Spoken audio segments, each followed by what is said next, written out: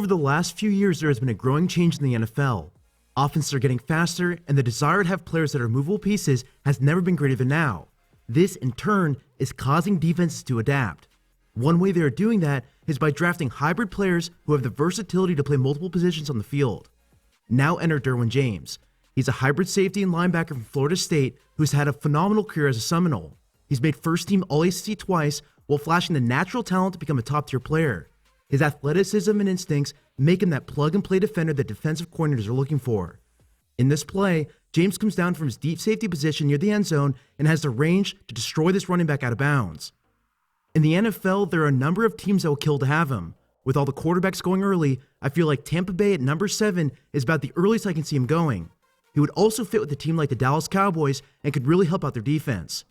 As a prospect, James has incredible instincts as a shallow zone defender. He has the athleticism to be in the right position, and his versatility allows him to play all around the field.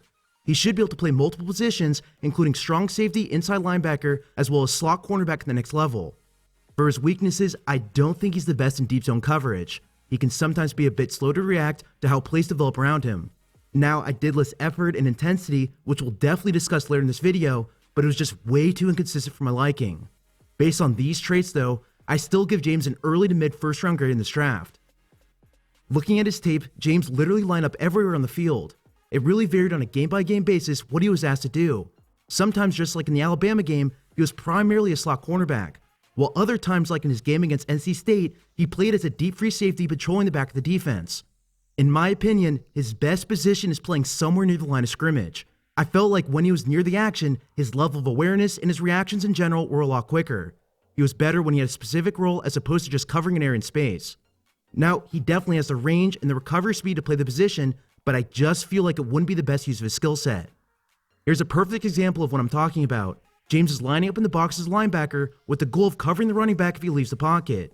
In this play, the running back stays inside to help block, so James grabs him, throws him aside, and sacks the quarterback in the backfield. Here's another play later in the same game. He drops into his underneath zone and sees that Alabama is actually running a design draw. James quickly recognizes the play, and he has the speed to single-handedly stop the quarterback from getting outside. While I tracked his games over the season, his instincts above all else really impressed me on the field. He consistently put himself in a great position to make plays and was an excellent zone defender. This play versus Florida shows it all. After the snap, James drops into his zone. He mirrors the intermediate receiver before passing him off to his teammates. He then realizes that the quarterback was starting to scramble, so he picked up the check down and forced the quarterback to throw the ball away. Not only is he a great coverage linebacker, he understands his role and has the talent to not allow any sort of gain on this play. Beyond these great instincts, James is excellent at defending the pass in both man and zone. He can drive on routes, and he's a student of the game with the ability to predict what's going to happen next. Any sort of dig or out route, James did a great job of breaking on these routes and being in the right position to make a play. Versus NC State, James is responsible for covering the out route by the slot receiver. He doesn't get fooled by his break, and he drives hard forward, which allows him to break up the pass. Here's another play versus Louisville. James is playing as a deep half safety, and he anticipates the dig route. He's keying the eyes of the quarterback, and he waits until the tight end starts the cut before he sprints forward. He has the speed to shut these plays down, and I feel like if Jackson attempted to make this throw, this would have been an interception. As a zone defender, James is absolutely incredible, especially with shallow routes. His physicality and skill set will be extremely useful against tight ends and even slot receivers. I feel like he has the hip mobility to turn and run, and I know there has been some talk of him switching to cornerback. I feel like he can play man coverage well, but his best trait, in my opinion, is using his instincts in the middle of the defense. I feel like as a big cornerback or primarily in the slot, it wouldn't fully allow him to reach his potential. Moving on, I feel like James has developed a reputation for being a physical hitter. I showed that play in the beginning of the video, and I'm showing this play here, but honestly, he's actually a pretty conservative defender. He has thrown his body around to help bring down a ball carrier, but he tends to wait to absorb contact rather than being the guy that initiates. At times, I really want him to level a receiver, but more consistently, he's happy to make a grab and takedown as opposed to using his force. Now, as a fan of good technique, I feel like you have to strike a balance.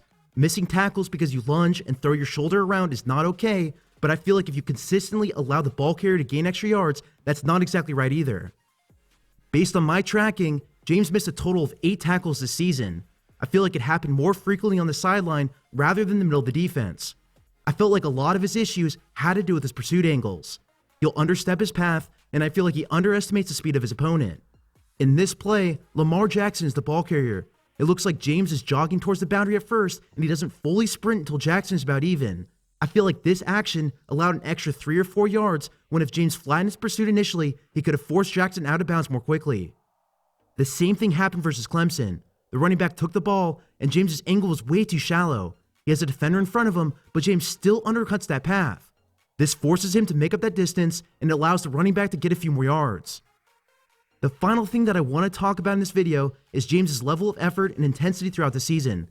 It was so inconsistent on a per-game basis, I had no clue what was going on.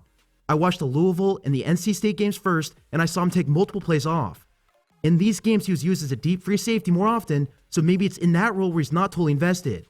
I'm honestly not sure, because when I turned on the Clemson and Florida games, James was literally everywhere. Those same effort concerns I had earlier were non-existent in these games. Finally, and for his pro comparison, I think Derwin James is the next Landon Collins. Both these players were the Swiss Army knives of their respective teams, and they were used all over the field. They played as cornerbacks, safeties, and linebackers, and their role really depended on how the game plan was shaped. I can see the same thing happening when James enters the NFL. Now, the Giants were able to grab Collins at the start of the second round, and I just don't see James falling that far in this draft. He's way too talented as a player. Overall, James offers so much in terms of his versatility and his potential on the field. In addition to all these roles that I showed, he was also used as a blitzer and was pretty successful in third downs. The sky is seriously the limit for him as a player, and he has the talent to become an elite defender in the NFL. Well, that's all I have for you in this one. Thank you so much for watching. If you want to support this channel, go ahead and click on the link to my Patreon account. For all my current and future Patreon supporters, I'm going to load my big board up there so you can see who I like so far in this draft. You can also follow me on Twitter at SammyRGold as well.